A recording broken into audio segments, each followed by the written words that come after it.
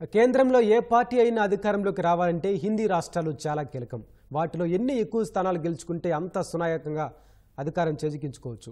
అందులో యూపీ, బీహార్ తర్వాత మధ్యప్రదేశ్ కూడా కీలక పాత్ర పోషిస్తోంది. ఇటీవలి అసెంబ్లీ ఎన్నికల్లో ఘన విజయాన్ని అందుకున్న భాజపా లోక్సభ సమరంలోనూ అదే జోరు కొనసాగించాలని భావిస్తోంది. 2019 ఎన్నికల్లో చింద్వాడా మినహా మిగతా 28 స్థానాలు దక్కించుకున్న కమల దళం ఈసారి క్లీన్ స్వీప్ చేయాలనే లక్ష్యం నిర్దేశించుకుంది.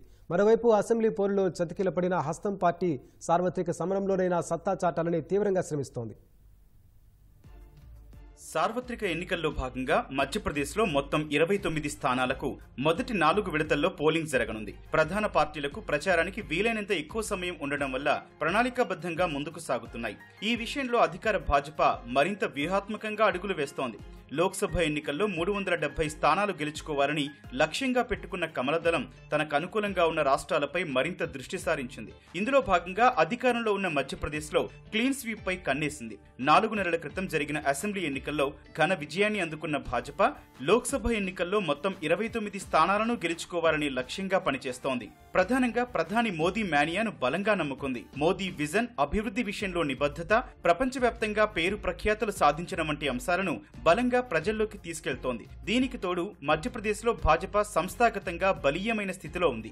ఓబీసీ నాయకుడు మోహన్ యాదవ్ ను ముఖ్యమంత్రిని చేయడం ద్వారా వెనుకబడిన వర్గాల ఓట్లను కొల్లగొట్టవచ్చని అంచనా వేస్తోంది. అయోధ్యలో రామాలయం ప్రారంభం తర్వాత హిందూ ఓటు బ్యాంకు పెరగడం, లాడ్లీ బెహానా పేరుతో మహిళలకు ఆర్థిక సాయం, పేదలకు ఉచితంగా బియ్యం లేదా గోధుమల పంపిణీ వంటి అంశాలను పెద్ద ఎత్తున ప్రజల్లోకి తీసుకెళ్తోంది. చట్టసభలో మహిళలకు 33% రిజర్వేషన్ల బిల్లుకు ఆమోదం, డబుల్ ఇంజిన్ సర్కారు ద్వారా ప్రజలు, రాష్ట్రానికి జరిగే మేలును కూడా ఓటర్లకు వివరిస్తోంది.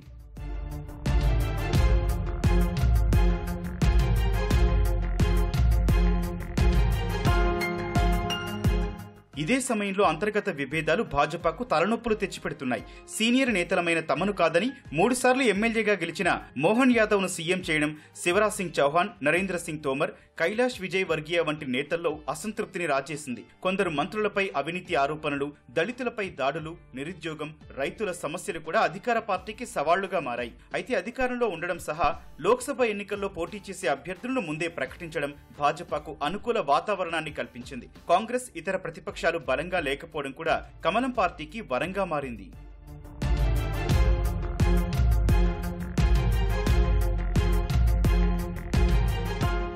మరోవైపు ప్రతిపక్ష కాంగ్రెస్ పూర్వ వైభవం కోసం తీవ్రంగా శ్రమిస్తోంది. 2018 నాటి అసెంబ్లీ ఎన్నికల్లో విజయం సాధించి అధికారం చేపట్టినప్పటికీ అంతర్గత కుమ్ములాటలు, భాజపా ఆపరేషన్ ఆకర్ష్ కారణంగా కొద్ది నెలలకే ప్రభుత్వాన్ని కోల్పోయింది. జ్యోతిరాదిత్య సింధియా పార్టీకి రాజీనామా చేసి భాజపాలో చేరిన తర్వాత మధ్యప్రదేశ్లో కాంగ్రెస్ పరిస్థితి అగమ్యగోచరంగా మారింది. అయితే ఇటీవల నాయకత్వాన్ని బలోపేతం చేయడంపై కాంగ్రెస్ దృష్టి సారించింది. ఎంపీసీసీ అధ్యక్షుడిగా జితూ పట్వారీ, ప్రతిపక్ష నేతగా ఉమంగ్ సింఘార్ను నియమించింది. పట్వారీకి ఓబీసీలో మంచి పట్టు ఉండగా గిరిజన నేతగా సింఘార్ కు మంచి పేరు ఉంది. సీనియర్ నేతలు కమల్నాథ్, దిగ్విజయ్ సింగ్, సురేష్ పచౌరీ, అజయ్ సింగ్, అరుణ్ యాదవ్ కొత్త నాయకత్వంతో కలిసి పనిచేస్తే పార్టీకి మంచి ఫలితాలొస్తాయని రాజకీయ విశ్లేషకులు అంచనా వేస్తున్నారు. అయితే ఇటీవల మాజీ సీఎం కమల్నాథ్ భాజపాలో చేరతారనే ప్రచారం కాంగ్రెస్ క్యాడర్ లో కొంత గందరగోళానికి దారితీసింది. క్షేత్రస్థాయిలో పార్టీ క్యాడర్ ఉన్నప్పటికీ నాయకుల్లో ఐక్యత లేకపోవడం వంటి సమస్యలు కాంగ్రెస్ ను వెంటాడుతున్నాయి.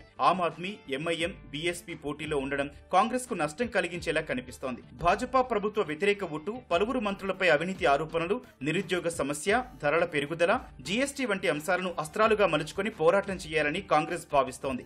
రాష్ట్రంలో కులగణన చేపట్టాలనే డిమాండ్ కూడా బలంగా ప్రజల్లోకి తీసుకెళ్తోంది. పంటల కనీస మద్దతు ధరకు చట్టబద్ధత, రుణమాఫీ వంటి హామీలతో ముందుకెళ్తోంది.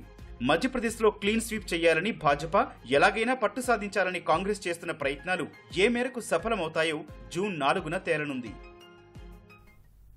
లోక్సభ ఎన్నికల ముందు కాంగ్రెస్ పార్టీ అధ్యక్షుడు మల్లికార్జున్ ఖర్గే ఘర్ ఘర్ గ్యారంటీ ప్రచార కార్యక్రమాన్ని ప్రారంభించారు. దేశంలోని కోట్లాది కుటుంబాలను కలిసి కాంగ్రెస్ పార్టీ ఇచ్చిన గ్యారంటీలపై అవగాహన కల్పించే లక్ష్యంతో ఈ కార్యక్రమం చేపట్టినట్లు ఆయన తెలిపారు. ఈశాన్య ఢిల్లీ లోక్సభ స్థానం పరిధిలోని ఉస్మాన్పూర్, కైత్వాడ్లో ఘర్ ఘర్ గ్యారంటీ కార్యక్రమాన్ని ప్రారంభించిన ఖర్గే పాంచ్ న్యాయ్ 25 గ్యారంటీలకు సంబంధించిన కరపత్రాలను పంపిణీ చేశారు. పాంచ్ న్యాయ్ 25 గ్యారంటీలను ప్రజల వద్దకు తీసుకెళ్లేందుకు ఈ గ్యారంటీ కార్డులను పంపిణీ చేస్తున్నట్లు చెప్పారు. తమ పార్టీ నాయకులు, కార్యకర్తలు ఈ గ్యారంటీ కార్డును ప్రజల వద్దకు తీసుకెళ్లి తాము అధికారంలోకి వస్తే ఏమేం చేస్తామో వివరిస్తారని ఖర్గే తెలిపారు. మోదీ గ్యారంటీ గురించి ప్రధాని చెబుతున్నా ఆయన గ్యారంటీ ఎప్పుడూ ప్రజలకు చేరలేదని విమర్శించారు. ప్రతి ఏటా 2 కోట్ల ఉద్యోగాలు భర్తీ చేస్తామన్న హామీని ప్రధాని మోదీ నెరవేర్చలేదని ఖర్గే గుర్తు చేశారు. కాంగ్రెస్ పార్టీ ఇప్పటికే హాత్ బద్లేగా హాలత్ పేరుతో సామాజిక మాధ్యమాల్లో ప్రచార కార్యక్రమం నిర్వహిస్తోంది. ప్రతిపక్ష కూటమిలోని పార్టీలన్నీ కుంభకోణాల్లో కూరుకుపోయాయని కేంద్ర హోంశాఖ మంత్రి అమిత్ షా ఆరోపించారు. ఆయా పార్టీలకు ఎన్నికల్లో గుణపాఠం చెప్పాలని ప్రజలకు పిలుపునిచ్చారు. ముజఫర్ నగర్లో ఎన్నికల ప్రచార సభలో పాల్గొన్న అమిత్ షా యోగి ప్రభుత్వం పశ్చిమ యూపీలో శాంతి భద్రతలను మెరుగుపరిచి ప్రజల వలసలకు అడ్డుకట్ట వేసిందన్నారు. ఇప్పుడు ప్రజలకు బదులు నేరస్తులు వలసపోతున్నట్లు అమిత్ షా తెలిపారు. అయోధ్యలో రామాలయ నిర్మాణాన్ని ప్రతిపక్ష కూటమిలోని పార్టీలు వ్యతిరేకిస్తే మోదీ ప్రభుత్వం ప్రజల ఆకాంక్షలను గౌరవించి రామాలయ నిర్మాణం చేపట్టిందన్నారు.